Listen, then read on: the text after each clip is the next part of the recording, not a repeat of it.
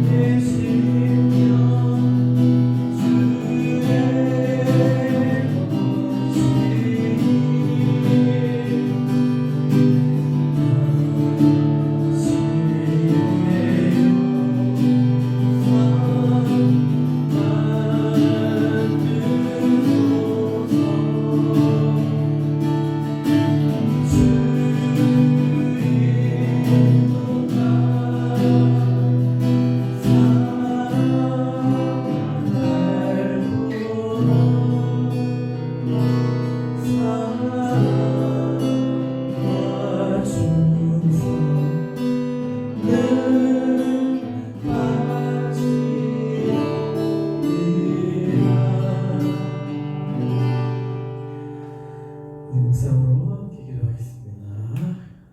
말씀 보도록 하겠습니다. 창세기 2장 7절부터 9절까지.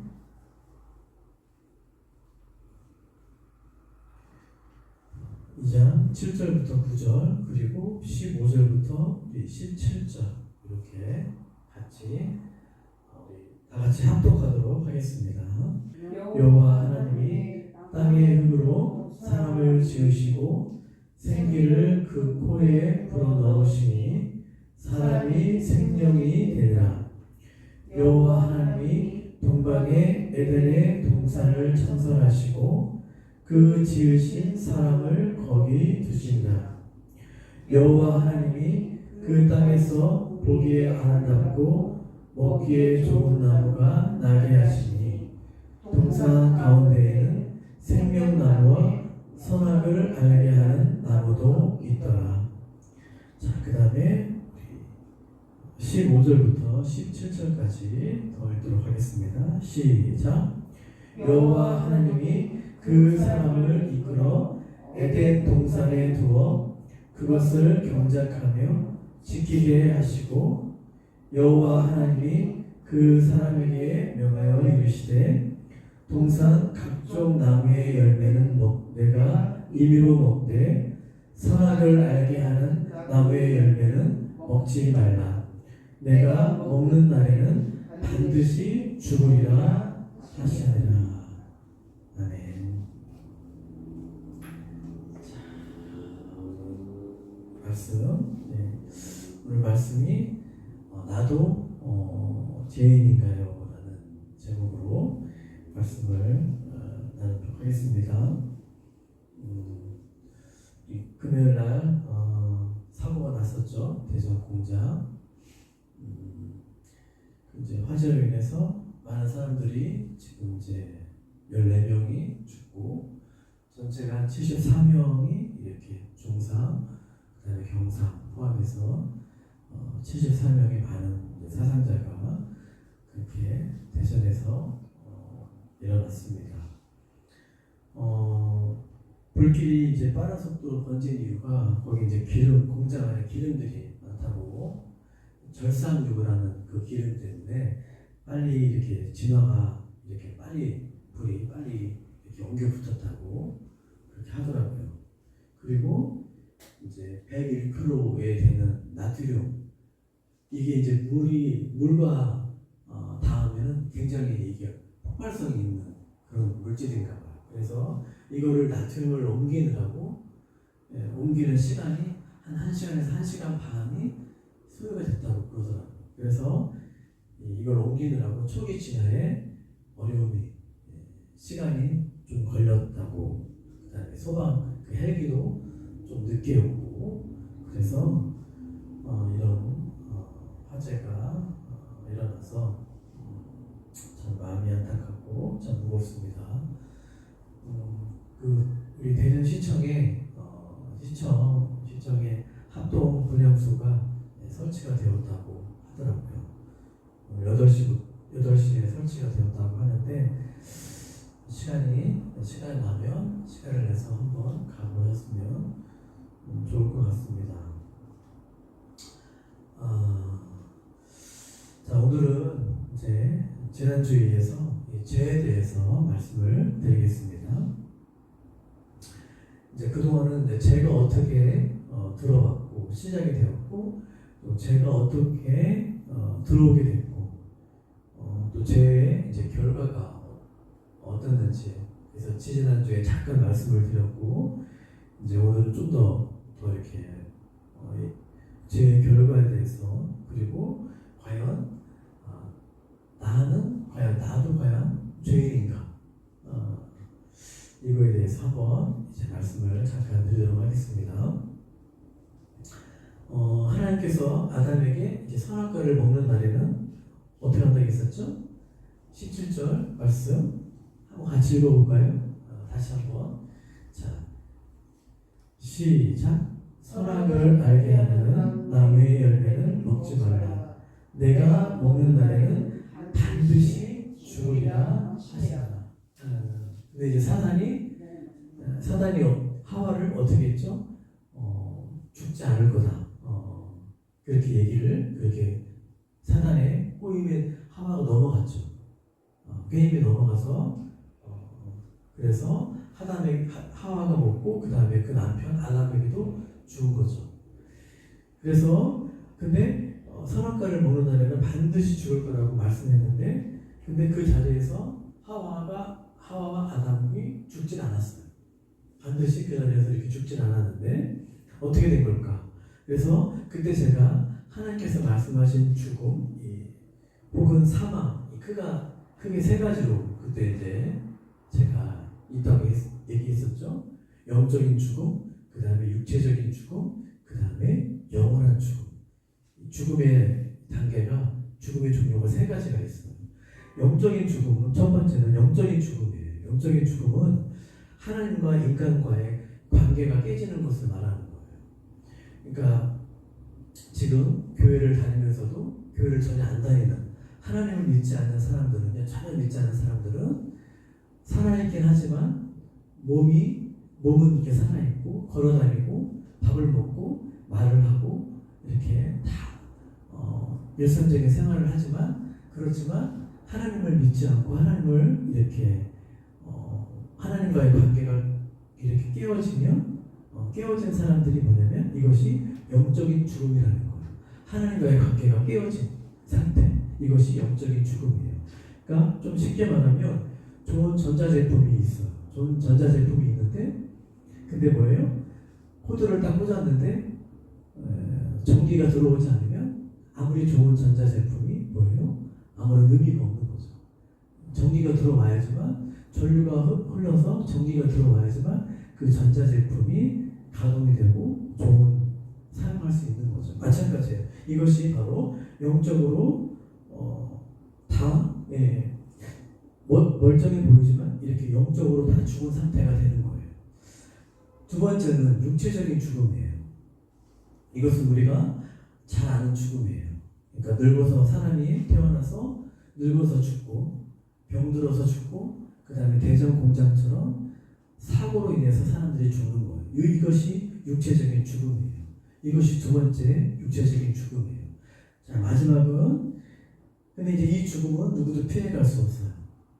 근데 많은 사람들이 다 죽는 걸 알면서도 내가 죽을 거라는 그런 이거를 준비를 못하고, 많은 사람들이 이거를 생각을 잘 못하는 것 같아요. 이 죽음은, 육체적인 죽음은 그 누구도, 이 땅을 살아가는 사람 그 누구도 이 죽음을 피해갈 수 있는 사람은 아무도 없어요. 이 땅에 사는 사람들은 다 언젠가 다 죽게 돼요. 사고로 죽은 사람들은 이제 조금 일찍 죽은 것 뿐이에요. 조금 이제 고통스럽게 죽었지만 우리 또한 다 언젠가는 다 죽는다는 거예요. 이것은 변함이 없는 거예요. 세 번째는 영원한 죽음이에요. 첫 번째 죽음이 뭐랄지 영적인 죽음, 그 다음에 두 번째가 육체적인 죽음. 그 다음에 많은 사람들은 여기서 끝나는 줄 알아요. 육체적인 죽음이 끝나면 모든 것이 끝나겠구나. 근데 영원한 죽음이 있다라고 얘기를 해요. 이 죽음을 다른 말로 뭐라고 얘기하죠? 영원한 죽음이 다른 말로 두 글자로 지옥.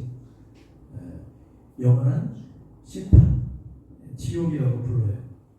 그래서 범죄한 사람에게 하나님이 내리시는 심판의 마지막은 이 지옥이에요.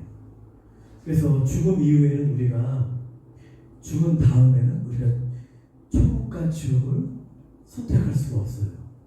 선택할 수 있는 시간은 우리가 살아있는 이 시간, 우리가 살아있는 육체적인 죽음을 살아있는 이 시간 동안 우리가 선택할 수가 있어요. 그래서 이 죄의 결과로 하나님과 인간의 관계가 파괴가 된 거예요. 하나님과 인간의 관계만 파괴된 게 아니에요. 사람과 사람 사이의 관계도 깨어져 버렸어요. 아담이 하와를 처음 만났을 때 이는 내 뼈 중에 뼈요 살 중에 살이라는 그런 인류 최초의 씨를 만들었어요. 지었어요. 근데 이 범죄한 이후 아담과 하와가 범죄한 이후에 하나님께서 아담에게 왜 선악과를 먹었냐고 그렇게 말씀하시자 하나님께서 만들어주신 이 아담이 뭐라고 얘기를 하냐면 하나님께서 만들어주신 이 여자가 먹으라고 해서 먹었다라고 핑계를 댄 거예요. 그래서 자기의 죄를 하와 탓으로 돌린 거예요. 그 다음에 아담과 하와 사이에서 태어난 자녀가 두 명이 있었는데 가인과 아벨이에요. 가인이 형이고 아벨이 동생이에요. 근데 형제지간에 아담과 하와 사이에 태어난 가인이 동생 아벨을 죽여요. 돌로 쳐 죽이는 사건이 일어나요. 이것이 인류 최초의 형제지간에 살인이 일어나게 된 거예요. 그래서 인간과 사람 사이의 관계도 깨어져 버린 거예요. 나중에 이 가인의 후손, 이제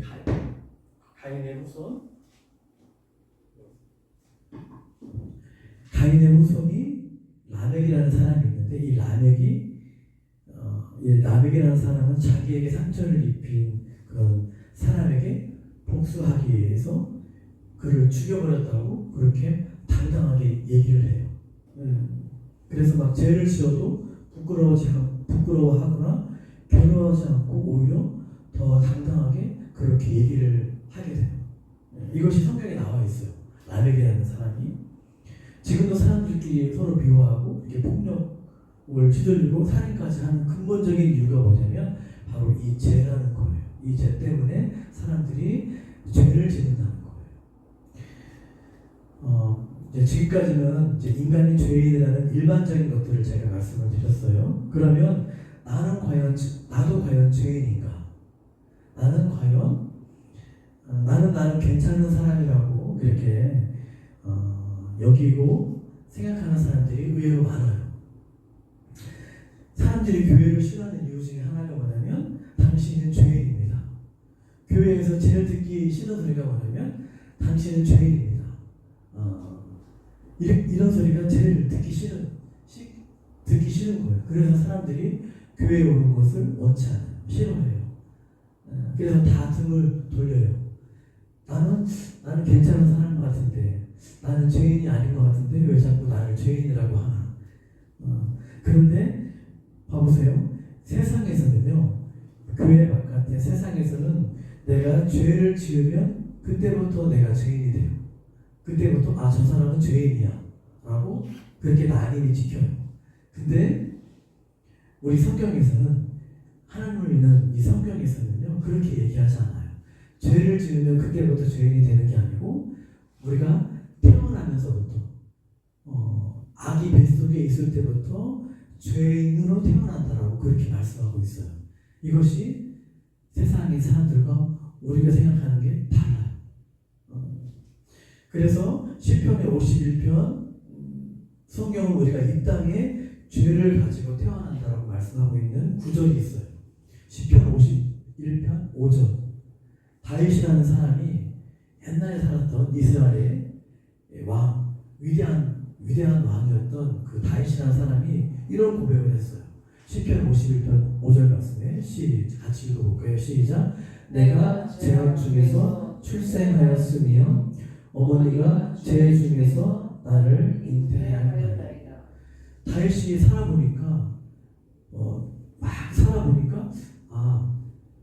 내가 어머니 뱃속에 있을 때부터 내가 죄인이었구나. 내가 죄를 가지고 내가 이 땅에 태어났구나 라고 고백을 한 거예요. 이 땅을 살아보니까. 그래서 나는 어쩔 수 없는 죄인이구나. 그렇게 했던 다윗이라는 이 왕이 이런 고백을 한 거예요. 내가 어머니 뱃속에 있을 때부터 내가 죄를 가지고 이 땅에 태어났구나. 내가 죄를 가지고 잉태했구나. 그래서 로마서 3장 23절 모든 사람이 죄를 범하였으며 하나님의 영광이 이르지 다같이 시작. 모든 사람이 죄를 범하였으며 하나님의 영광이 이르지 못하더니. 많은 사람들은 자기를 매우 착하게 그렇게 살고 있기 때문에 나는 죄인이 아니라고 얘기를 해요. 근데 성경은 우리가 아무리 착하게 산 사람이라도 어때요? 우리 마음속에 있는 죄가 있다고 얘기를 해요. 그래서 우리 행동으로 지은 죄나 우리 마음속으로 지은 죄가 성경에서는 똑같다고 얘기를 해요. 마음으로 지은 죄나 행동으로 옮긴 죄가 똑같아요. 같대요. 다르지 않대요. 제가 예를 한번 들어볼게요. 만약에 그동안 저와 여러분들이 인생을 살아오면서 내가 좀 지은 죄가 있는 것 같아요. 그렇죠? 다 그렇게 생각이 들죠? 내가 인생을 살아오면서 지은 죄가 있는 것 같아요. 그래서 그동안 인생을 살아오면서 자신이 지은 죄의 크기만큼 이제 돌을 들고 어느 한 바닷가에 그렇게 모였다고 한번 가정을 한번 해보겠습니다. 여러분들은 이제 내가 그동안 살아오면서 지은 죄의 크기만큼 돌을 이렇게 가져오는 거예요. 어떤 사람은 아주 작은 돌을 그냥 몇 개 이렇게 돌을 이렇게 들고 온 사람이 있을 거예요. 그리고 또 어떤 사람은 이제 자신이 내가 많은 죄를 지은 것 같아요. 그래서 큰 돌을 이렇게 바닷가에 가지고 온 거예요. 돌을 가지고. 그리고 어떤 사람은 나는 이 땅을 살아오면서 너무 많은 죄를 지은 것 같아요 하면서 포크레인으로 이따가는 차를 가지고 포크레인으로 이렇게 떠서 돌을 옮겨오는 사람도 있을 거예요. 자, 근데 이제 가지고 온 돌을 이제 이 바닷가에 던져보는 거예요. 어때요? 작은 돌을 바다에 던졌을 때는 별다른 표시가 안 나겠죠. 근데 큰 돌을 던졌을 때는 엄청난 파장이 일어나겠죠. 그렇죠? 네. 근데 결과는 어때요? 큰 돌을 던진 사람이랑 작은 돌을 던진 사람이랑 바닷가에 빠지는 거는 어때요? 똑같아요. 작은 돌이라고 해서 바닷가에 안 빠지는 게 아닌 거예요. 작은 돌도 빠지고 엄청 큰 돌도 바닷가에 빠져요. 마찬가지로 우리가 작은 죄, 큰 죄 이런 것들이 다 하나님 앞에서는 다 똑같은 죄로 하나님을 보신다는 거예요. 얼마 전에 약물을 타서 남자 2명을 살해한 사람이 있죠? 여자 20살인가 21살 김소영이라는 여자가 있어요. 여론이 안 지어지니까 신상이 공개가 됐어요. 얼굴 이렇게 나오고 그 다음에 또 며칠 전에는 전 항공사 그 부기장이었던 사람이 기장을 살해한 사건이 또 일어났어요. 이 사람이 범행을 3년 전부터 범행을 계획을 한 거예요. 그리고 3명이나 4명을 더 죽이려고 살해를 하려고 계획을 한 거예요. 그게 미수에 그치고 한 거예요. 이렇게 큰 죄를 지은 사람은 사회에 큰 파장을 일으켜요. 큰 이슈가 되고, 근데 이제 작은 죄를 일으킨 사람은 잘 모르죠. 근데 죄는 똑같은 죄예요. 그래서 하나님께서 보실 때 큰 죄, 작은 죄가 여러분 따로 있지 않다는 거예요. 그래서 모든 사람이 다 죄를 지었기에 이 죄가 인간을 죽음에 이르게 한다는 거예요. 어떤 사람은 이렇게 변명할 수 있어요. 나는 예수님도 모르고 나는 성경도 모르고 나는 교회도 안 다녔어요. 나는 그게 죄인지 몰랐어요. 라고 이렇게 변명을 할 수도 있어요. 나는 너무 억울합니다. 나는 그게 죄인지 몰랐어요. 예수님을 안 믿은 게, 교회를 안 다닌 게, 하나님을 안 믿는 게, 그리고 막 다른 사람을 마음속으로 미워하고 그렇게 막 저주하고 막 무시하고 이런 게 나는 죄인지 몰랐어요. 마지막 심판 때 예수님 앞에 갔을 때 예수님 난 그게 죄인지 몰랐어요 라고 그렇게 변명을 할 수도 있다는 거예요. 근데 성경은 이렇게 말을 해요. 성경은 아무리 당신의 행동이 죄라는 것을 구체적으로 배우거나 그렇게 가르침을 받지 않았어도 뭐예요? 그때 우리 차영상 목사님이 했던 말씀이 있어요. 오셔서 우리 마음속에 뭐가 있대요? 죽을 자.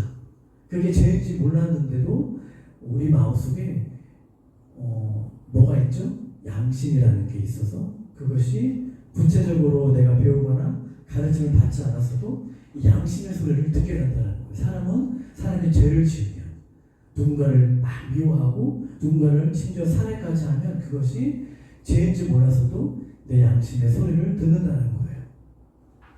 그래서 우리가 교회에 나오면서 가장 깊이 우리가 가장 확실하게 깨달아야 하는 것은 나는 어쩔 수 없는 죄인이구나.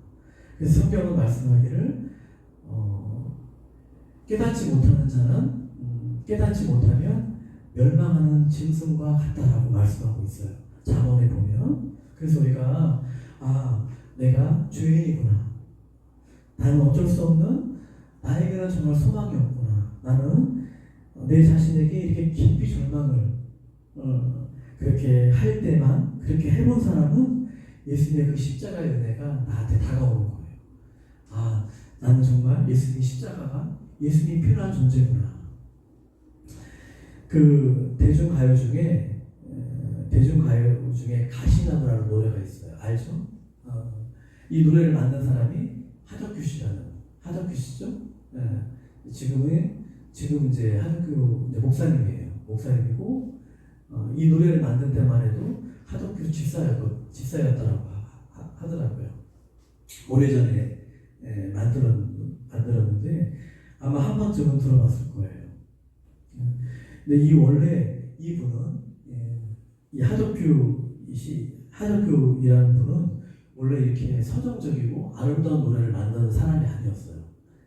이분이 원래 이런 노래를 만드는 사람이 아니고 막 사회와 이 시대를 향해서 사회를 막 비판하고 풍자하고 막 이렇게 폭력적이고 가격적인 노래를 한 그런 사람이었거든요. 이런 노래를 하는 사람이었어요. 근데 그러던 중에 이분이 이제 약간 20대 한 중후반에 그때 예수님을 그렇게 만났다고 그러더라고요. 좀 뒤늦게 이렇게 예수님을 믿게 되고 그렇게 교회에 나가게 된 거예요. 그래서 그러던 중에 교회를 나가면서 예배를 드리면서 이제 그날 목사님의 설교를 들은 거예요. 목사님의 설교에 가늠하다 잡힌 그런 여자라는 그런 본문이 나와요. 네. 가늠하다 잡힌 여자를 붙잡고 이 사람들이 돌로 치려할 때에 예수님이 사람들을 향해서 너희 중에 죄 없는 자가 먼저 이 여인에게 돌을 쳐라. 돌로 치라고 얘기를 했을 때 그 누구도 이 여인을 향해 돌을 던지지 않았어요. 자기도 똑같은 죄인이구나 라고 그렇게 여겨서 돌을 다 내려놓고 이렇게 다 떠나갔어요. 이 설교를 들은 거예요. 이 하덕규 씨가. 그래서 이 설교를 딱 들었을 때 이것이 나를 향해서 말씀하시는 하나님의 음성이구나라는 것을 이 하덕규 씨가 이렇게 이제 딱 들었대요. 근데 이제 음반이 이제 거의 다 만들어 놓은 거예요. 이런 노래들을 다 만들어 놓은 거예요. 음반이 거의 다 녹음을 다 마친 상태였기 때문에 취소를 할 수가 없었대요. 근데 만약에 취소를 하면 이 법적인 문제가 발생을 할 수가 있다고 그러더라고요. 한 1,000만 원, 2,000만 원 정도가 이렇게 음반을 만드는 제작 비용인데 이거 취소를 하면 이제 어마어마한 비용이 이렇게 물게 되는 거예요. 그때 이제 하덕규 씨가 하나님께 고백하기를 하나님 누군가는 이 사회와 정부를 향해서 잘못되었다고 이렇게 말을 해야 되지 않습니까? 노래를 해야 되지 않습니까? 이 시대에 제가 만든 이런 비판적이고 이런 노래가 이런 시대를 풍자하는 음악이 필요하지 않습니까? 모든 사람들이 다 이 노래를 좋아하지 않습니까? 원하지 않습니까? 라고 이렇게 얘기를 했대요. 그때 예수님의 음성이 막 들려오는 것 같더래요. 들려오기를 너가 그 노래를 하지 않아도 된다. 너가 그런 노래를 하지 않아도 된다. 그러니까 너의 손에 있는 들고 있는 돌을 내려놔라. 너가 할 일이 아니다라는 그런 음성이 이렇게 들리는 것 같대요. 그러면 어떡합니까 하나님? 저에게 그러면 새로운 노래를 주십시오. 새로운 노래를 달라고 그렇게 기도를 했대요. 한 며칠 동안 기도를 했는데 그때가 지금처럼 3월달이었더라고 해요. 3월달이었는데 창문을 열고 이렇게 풍경을 바라보고 있었는데 밖의 풍경이 굉장히 황량하더래요. 이제 이 황량하다는 뜻이 뭐냐면 황폐하고 거칠고 쓸쓸한 상태라고 얘기를 해요. 그리고 어떤 풍경이나 장소가 텅 비어있는 공허에 비울 때 이렇게 쓰는 이런 표현이 황량하다는 이런 표현이라고 합니다. 그러니까 이 밖의 황량한 풍경이 마치 자기의 모습과 같았대요. 그런 풍경이 꼭 자기의 모습과 같아서 그런 생각을 하게 되었대요. 그래서 막 그런 풍경을 보면서 막 자기의 모습들을 본 거예요. 이런 나의 이기심, 그런 사람들 앞에서 높아지고 인정받고 싶어하는 마음들, 막 어린 시절의 그런 아픔과 상처들, 이런 것들이 막 이렇게 필름처럼 막 지나가더래요. 그래서 그 영상 그런 막 보면서 그런 노래가 하나 이렇게 떠오른 거예요. 노래가 하나 스쳐 지나갔는데 그것이 바로 가시나무예요. 이 노래를 만든 시간이 뭐냐면 10분 만에 이 노래를 만들었대요. 그래서 그 다음 날에 후배를 불러서 피아노를 그렇게 해서 곡을 만들고 몇 곡을 다른 곡을 이렇게 해가지고 그 음반이 나왔다고 그러더라고요. 그래서 그때부터 이 하덕규 씨의 노래들이 서정적이고 아름다운 노래들로 바뀌었다라고 그렇게 이야기를 합니다. 여러분, 이 가시나무가 가사 이제 마지막으로 제가 들려드리고 이제 마칠게요. 다 알 거예요. 내 속엔 내가 너무도 많아 당신의 쉴 곳 없네. 내 속엔 헛된 바람들로 당신의 편할 곳 없네. 내 속엔 내가 어쩔 수 없는 어둠, 당신의 실자리를 뺏고 내 속엔 내가 이길 수 없는 슬픔, 무성한 가시나무 숲 같네. 바람만 불면 외롭고 또 괴로워 슬픈 노래를 부르던 날이 많았는데 내 속엔 내가 너무도 많아 당신의 쉴 곳 없네. 이게 대중 노래가 아니고 이분이 하덕규 씨가 주님을 만난 다음에 이렇게 주님을 향한 노래예요. 이게 내 속에 내 자신을 보니까 내 마음속에 죄가 너무 많은 거예요. 내 마음속에 이기심이 너무 많은 거예요. 다른 사람들을 이렇게 막 비판하고 막 손가락질하는 그런 자기 자신의 그런 내면의 모습들을 본 거예요. 그래서 이 노래를 만들게 된 거예요. 그래서 이 노래가 대중가요가 아니고 CCM이에요. 하나님을 향한 그런 자기와의 그런 깊은 내면의 그런 고백이 바로 이 노래인 거예요. 여러분, 사순절을 보내면서 이제 사순절을 지금 우리가 보내고 있어요. 그래서 우리 연약함과 우리 안에 있는 죄악들을 여러분 바라보면서 이렇게 아파하고 또 절망도 하면서 나는 어쩔 수 없는 죄인이구나. 나는 예수님이 참 필요한 존재구나. 이런 마음이 들 때마다 예수님을 바라보고 또 십자가를 바라봤으면 좋겠습니다. 그래서 우리의 소망이 우리의 십자가만이 우리의 진정한 구원이고 진정한 소망이구나 라는 것을 이것을 고백할 수 있는 그런 저와 여러분들이 될 수 있기를 간절히 소원합니다.